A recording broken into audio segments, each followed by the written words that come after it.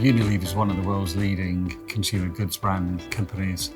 The brands, of which there's over 400, are used in something like 3.4 billion households every day. We looked at our security model, and castle and moat approach is ideal if you use on-prem data centers and all your VPNs come into there and then your connections go out from there to the internet. But in this new world, it wasn't a model that was going to support what we wanted to achieve.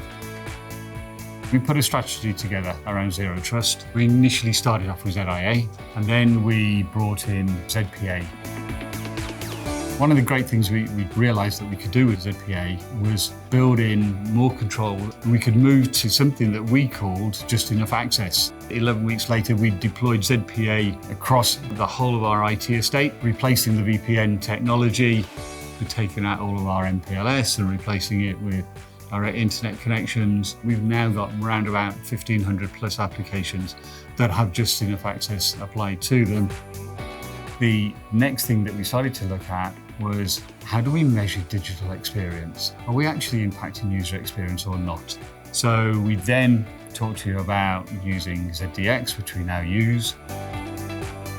Zero Trust isn't just about users, it's about workloads. So we've now deployed cloud connectors into our Azure and GCP environments, and then started to take all traffic from our sites and push that through.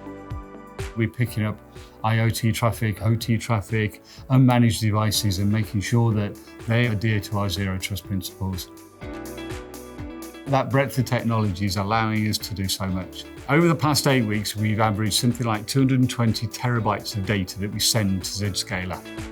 When we look at ZIA transactions, it's something like 3.1 billion transactions a week. With ZPA, it's about 242 million a week. We are required to have 99.99% composite uptime. One of the reasons that the Zscaler service is so attractive is that your global scale fits in and helps us deliver what we need to do.